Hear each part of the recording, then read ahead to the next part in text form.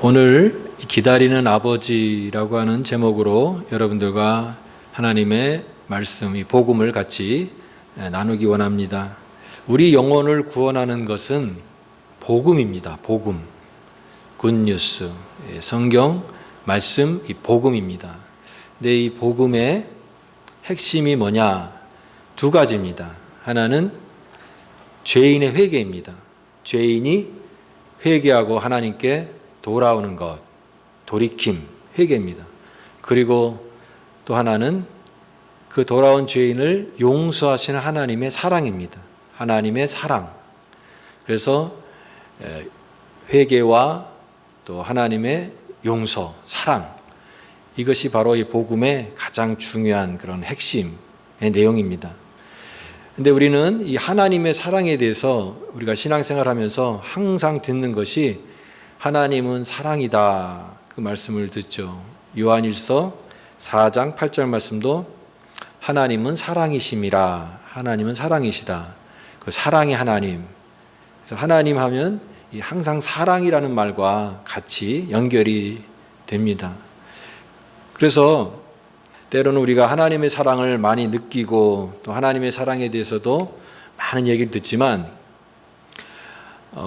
하나님의 사랑을 또한 어떤 사람은 잘 느끼지 못하고 살 때도 있습니다. 하나님이 사랑이라고 하는데 하나님의 사랑이 자기에게는 그렇게 많이 느껴지지 않는다. 하나님의 사랑을 이렇게 마음속에 깊이 이렇게 체험해 본 경험이 그렇게 많지 않다. 그런 사람도 있을 것입니다.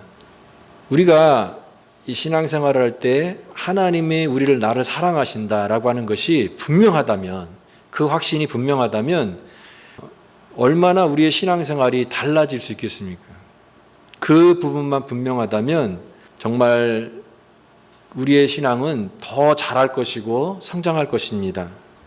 오늘 우리는 이 하나님의 사랑에 대해서 같이 좀 나누려고 합니다.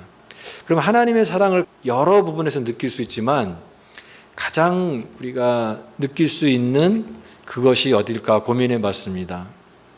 그랬더니 생각해 보니까 예수님께서 하신 누가복음 15장에 나와 있는 이 탕자와 그 아버지의 비유를 통해서 하나님의 사랑을 여기에 이것보다도 드라마틱하게 감동적으로 그린 부분이 있을까? 더군다나 이것은 예수님께서 하신 말씀이니까 예수님이 전하는 이 비유가 바로 하나님의 사랑을 가장 잘 보여주고 있는 그런 내용이 아닐까 생각이 돼서 여러분들과 같이 나누고 싶습니다.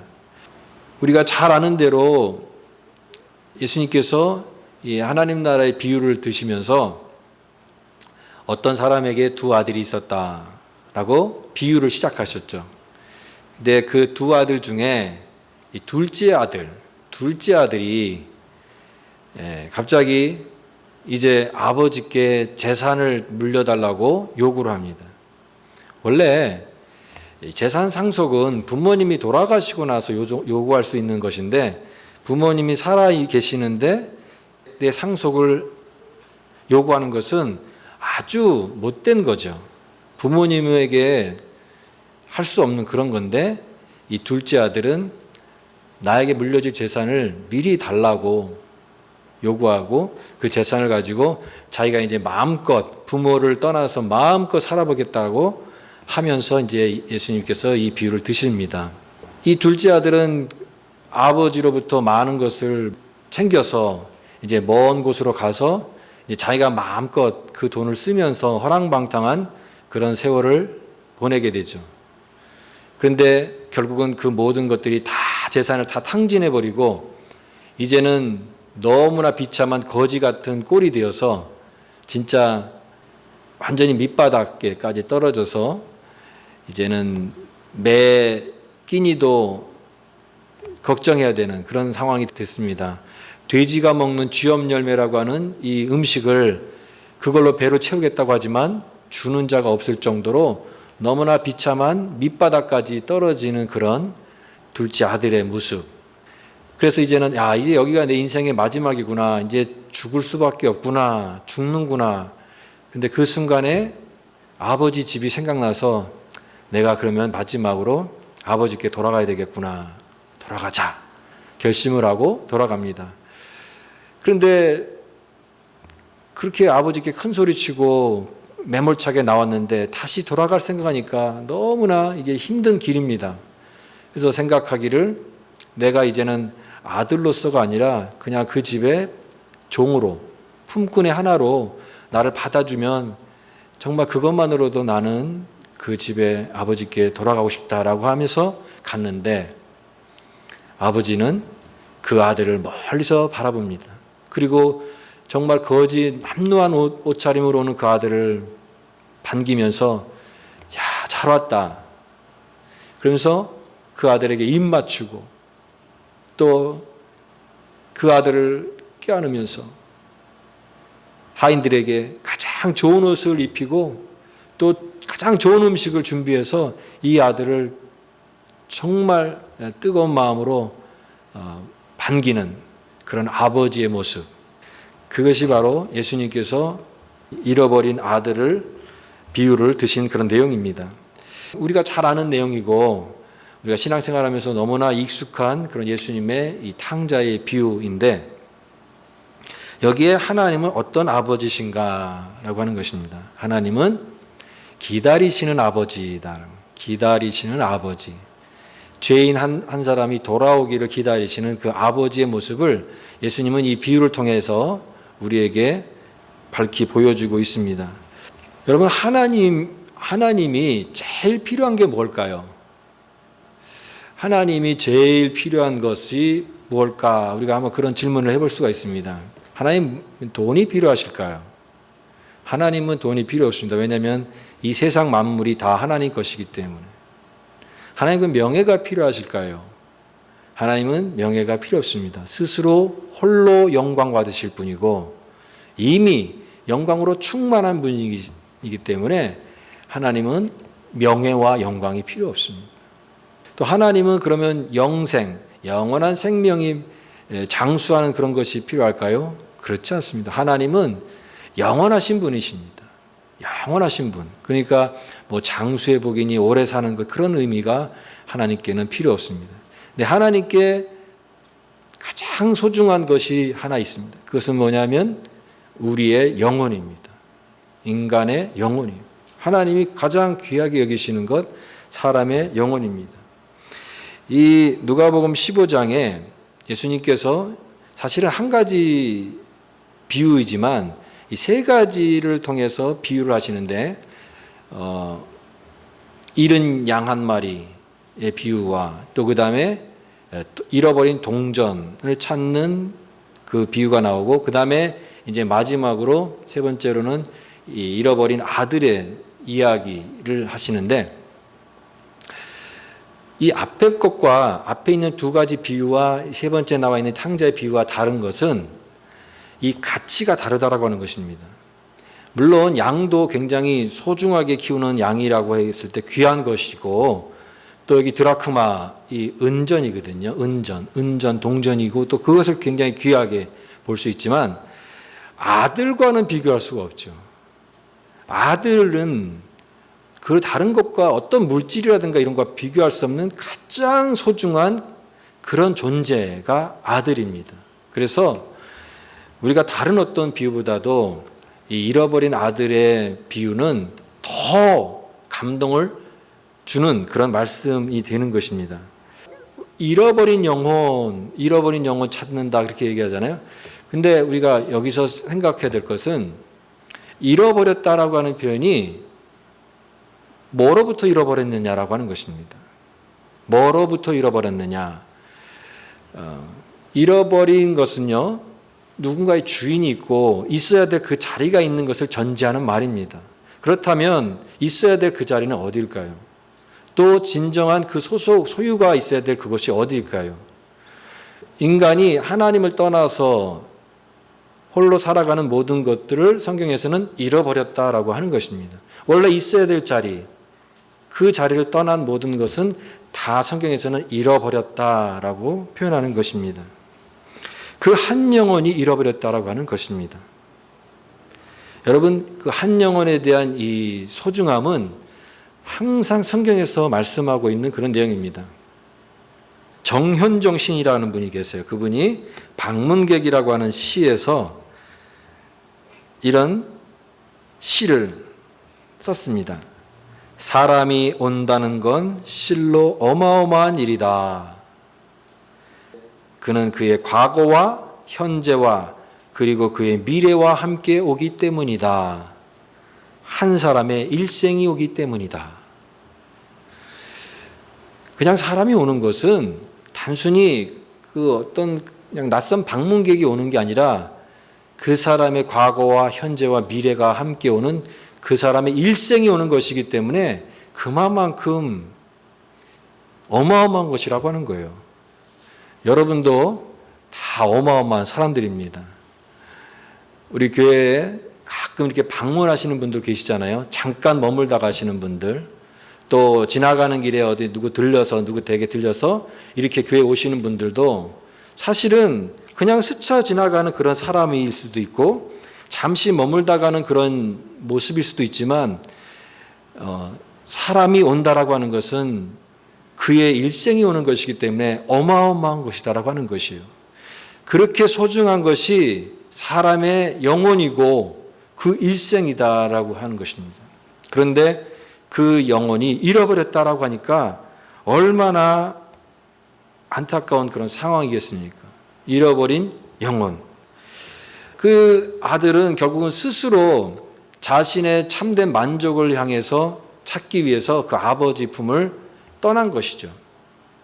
내가 스스로 한번 내 행복을 한번 살아보겠다. 내가 원하는 그런 멋있는 삶을 살아보겠다라고 했지만 그러나 그가 떠난 아버지로부터 떠난 그 삶은 그런 행복이 주어지고 삶의 풍요가 주어지는 그런 삶이 아니라 하루하루 메말라가는 삶, 텅텅 비어가는 그런 삶을 살 수밖에 없었다라고 하는 것입니다. 여러분, 인간은 하나님으로부터 독립하는 존재가 아닙니다. 우리는 하나님으로부터 독립하는 존재가 아니라 하나님의 사랑 안에 거하는 존재가 되어야 됩니다. 진정한 행복은 하나님과의 관계 안에 머무는 것이지 하나님으로부터 떠나서 내 스스로의 힘과 내가 갖고 있는 제한된 자원을 가지고 살아가려고 애쓸 때 오히려 그 삶이 풍요로워지거나 더 윤택해지는 게 아니라 마치 뿌리가 뽑힌 풀뿌리처럼 시들시들 메말라가는, 점점 메말라가는, 비어가는 그런 삶을 살 수밖에 없다라고 하는 것입니다.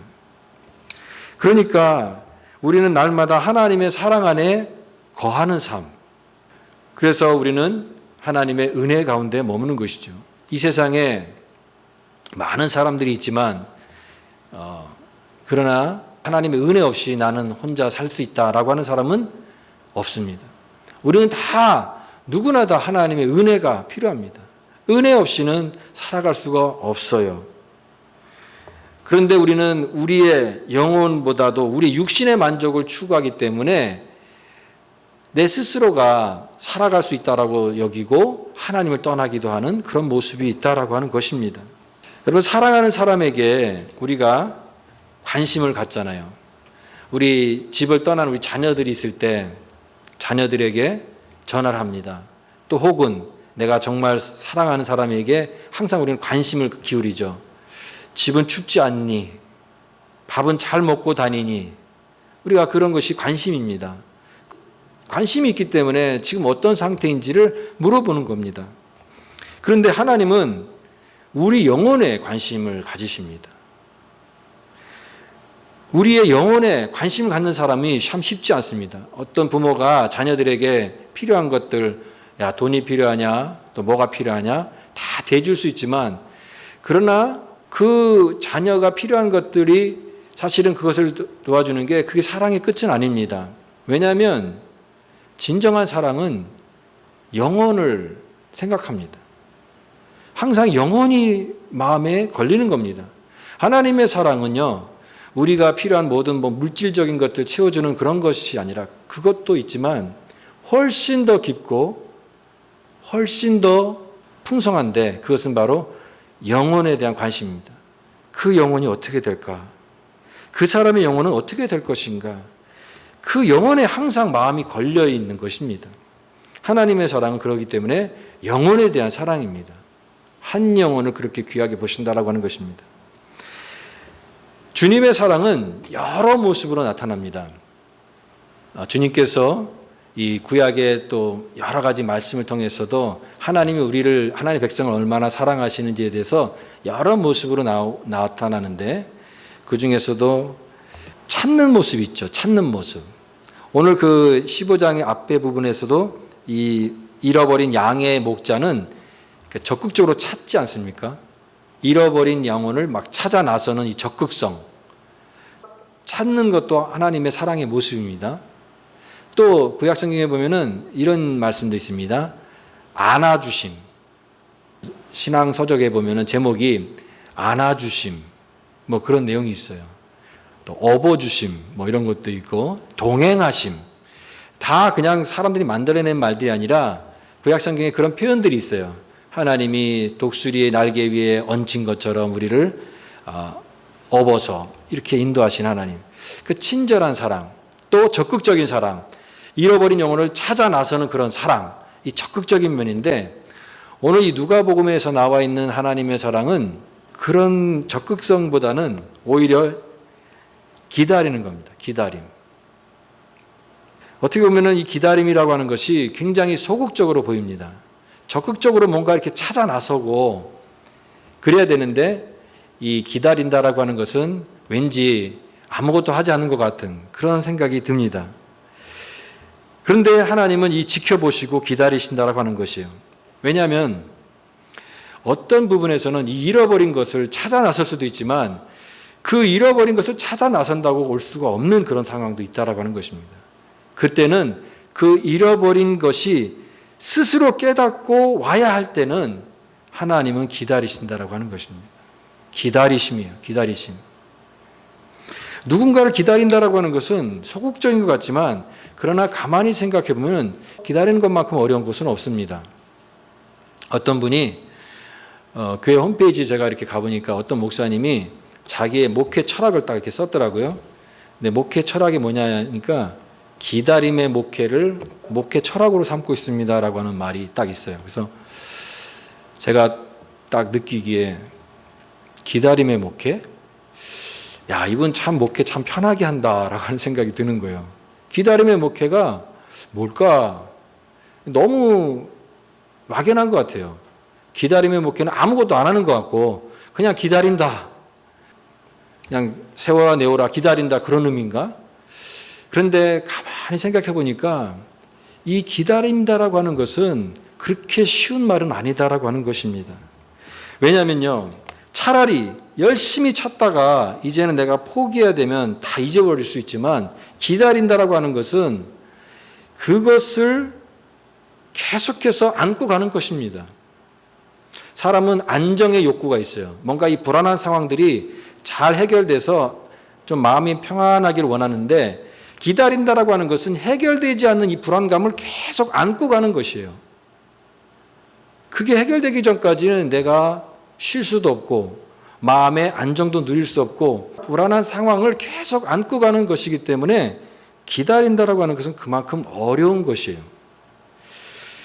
LA에 있을 때 교회에 지적 장애 아이를 둔 부모님이 교회 예배를 같이 오셨어요. 근데 이 아이가 막 뛰어다니는 거예요. 예배 시간에 막 소리 지르면서. 그러니까 야, 이게 예배가 이게 이 아이 때문에 굉장히 혼란스러워지고 또 방해가 되는 그런 부분이 있어요. 또 부모님과 또 대화를 하면서 제가 느꼈던 게 뭐냐면, 이 아이의 문제가 아니구나. 또 이거는 또 부모의 문제도 아니구나. 이게 같이 봐야 되는구나라는 그 시각을 얻게 됐는데, 여러분, 장애 아이를 둔 부모는요, 그 아이와 따로 떨어져서 생각할 수가 없는 것입니다. 한 몸이에요, 한 몸. 같이 이해해야 돼요. 우리는 남들이 그냥 시끄러운 아이, 집중하지 못하는 아이라고 하지만, 부모는, 그 아이를 둔 부모는 늘 자기 몸처럼 그 아이의 모든 일거수일투족을 마음속에 다 담고 있는 겁니다. 그게 그 눈에 다 있는 거예요. 그러니까 사실은요, 이 기다림이다라고 하는 것은 아무것도 안 하는 게 아니라 모든 걸 다 하는 게 기다림입니다. 기다림의 새로운 정의예요. 그 모든 시간, 모든 관심, 내가 갖고 있는 삶의 모든 에너지를 다 쏟는 게 기다림이에요. 가장 소중한 존재이기 때문에 그 기다림의 시간들을 이겨나가는 것입니다. 바로 이 기다리는 아버지의 모습은 바로 그런 것입니다. 아무것도 안 하는 것이 아니라 모든 것을 하는 그 기다림, 그 기다림의 시간을 보내고 계신 하나님의 마음인 것이죠. 그 아들이 돌아오기까지 눈이 빠지게 기다리는 아버지. 여기 20절 말씀 보십시오. 20절 말씀에 이에 일어나서 아버지께 돌아가니라. 아직도 거리가 먼데 아버지가 그를 보고 측은히 여겨 달려가 목을 안고 입을 맞추니. 그 돌아온 아들이 오는데 아버지가 이미 나와 있는 거예요. 이미 멀리서 나와서 그 아들을 제일 먼저 알아봅니다. 그리고 아들이 오는 것을 기다리지 못하고 그 아들께 달려가서 그를 보고 측은히 여겨 달려가 그를 안고 입을 맞추니 그랬습니다. 참 이 기다림이라고 하는 것은요, 이와 같은 것입니다. 가장 반기는 아버지의 모습을 볼 수 있지 않습니까? 하나님은 잃어버린 영혼을 기다리시는데 그 영혼이 돌아오면 냉담하게 받아들이는 그런 아버지가 아니라 가장 기쁜 모습으로 받아들이시고 그런 아버지다라고 하는 거예요. 24절 말씀 보겠습니다. 이 내 아들이 죽었다가 다시 살아났으니 내가 잃었다가 다시 얻었노라 하니 그들이 즐거워하더라. 정말 기뻐가지고 이 아들의 돌아옴을 가장 기뻐하는 사람, 여러 사람이 기뻐할 수 있겠지만 그 누구보다도 기뻐하는 사람이 바로 이 기다리는 아버지였다라고 하는 것입니다. 여러분, 교회를 떠난 사람들이 있잖아요. 그러면 오래가 시간이 지나면 그 사람들의 이름이 잊혀집니다. 그게 잊혀지는 거예요. 그러나 주님으로부터 완전히 잊혀진 사람은 없습니다. 주님은 언제든지 다시 돌아올 수 있다. 이 문을 여시고 기다리시는 분이세요. 그리고 그가 돌아오게 됐을 때 얼마든지 환영하고 가장 기쁜 마음으로 가장 반기시는 그런 기다림을 우리에게 주시는 분이십니다. 사람이 자기의 존재가 이렇게 받아들여지는 것을 가장 기쁘게 여길 때가 언제냐면 환영받을 때라고 합니다. 환영받을 때. 내가 참 이렇게 주저하는 그런 환경 속에서 이렇게 갔는데 나를 아무 조건 없이 그저 받아주고 기뻐해주고 가장 즐거워해주는 그런 받아들여짐을 느낄 때 인간은 굉장히 기쁜 감사를 느끼게 되는 것이죠. 인간으로서 가장 소중한 한 사람으로 인정받는 그것이 우리를 행복하게 하는 것입니다. 하다못해 집에 갔을 때 강아지가 반겨줘도 기쁜데, 그렇죠? 나를 반겨주는 어떤 존재가 나를 행복하게 하는 것입니다. 그런데 만일 누가 왔는데 어디 갔다 이제 왔냐? 뭐 갔다 왔냐? 뭐 하러 왔냐? 다시 가라.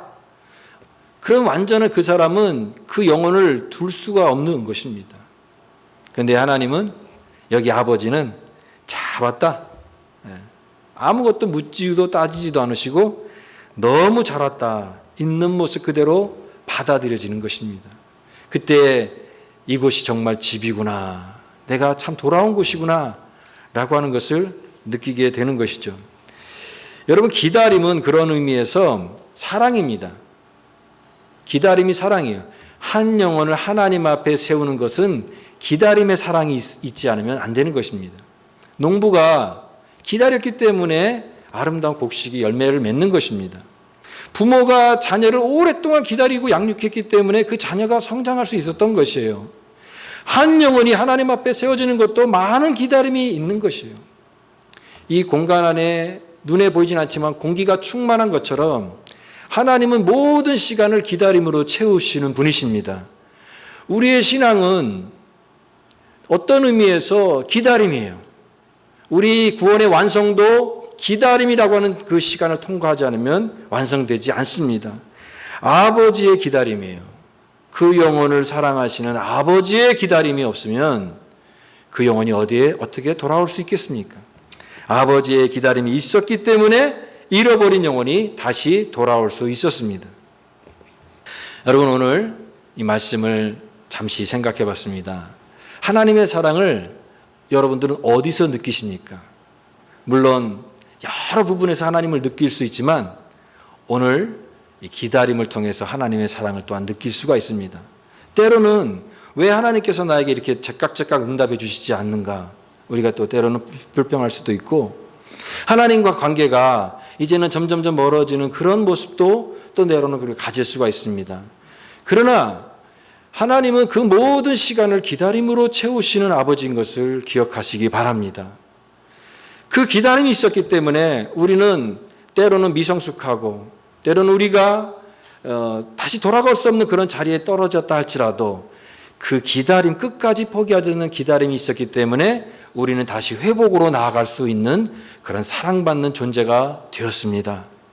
여러분, 기다림을 통해서 하나님의 사랑을 회복할 수 있는 저와 여러분 되기를 바랍니다. 여러분 중에 아직도 하나님께 돌아가야 되는데 머뭇머뭇거리는 사람이 있습니까? 하나님께 돌아가시기 바랍니다.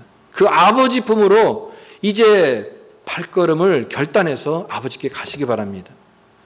또 여러분 중에 하나님의 사랑을 처음에는 많이 느꼈는데 이제는 사랑이 점점 식어져서 내 이제 그런 구원의 감격도 잃어버리고 신앙의 기쁨도 다 잃어버린 그런 상태가 되었다고 한다면, 오늘 이 기다리신 아버지를 묵상하시면서 그 하나님의 사랑의 관계를 다시 한번 회복하실 수 있는 여러분 되기를 바랍니다. 기다리시는 아버지, 그 아버지예요. 하나님의 사랑을 우리가 지식적으로 알고 또 우리가 성경 말씀의 어떤 그런 문자로만 아는 것이 아니라 그 사랑의 관계는 매일매일의 삶 속에서 새롭게 깨달아야 그것이 은혜가 되고 능력이 되는 줄 믿습니다. 사랑을 입은 자는요, 그 사랑 안에서 그 만족하지 못해요. 더 큰 사랑을 원합니다. 내가 이만큼 받은 사랑인데 더 큰 사랑을 원해요. 그래서 신앙생활은 이제 더 깊은 사랑, 하나님의 은혜 가운데 들어가는데 우리의 믿음의 모습은 이제 의무가 아니라 신령한 기쁨입니다. 매일매일의 기쁨이에요. 이 땅에서 주님을 더욱더 알아가게 되고 하늘의 양식이 우리의 삶 가운데 충만히 내리는 그런 기쁨들, 여러분, 그런 은혜로운 삶을 살아갈 수 있는 우리 모두가 되기를 바랍니다. 그 아버지의 사랑을 오늘 이 말씀을 통해서 다시 한번 깨닫고 묵상하시면서 그 아버지께 오늘 달려가게 하시고 아버지 앞에 결단할 수 있고 그 아버지의 친밀한 사랑을 풍성하게 누리며 기쁘게 신앙생활하는 우리 모든 믿음의 성도들 되시기를 간절히 바랍니다.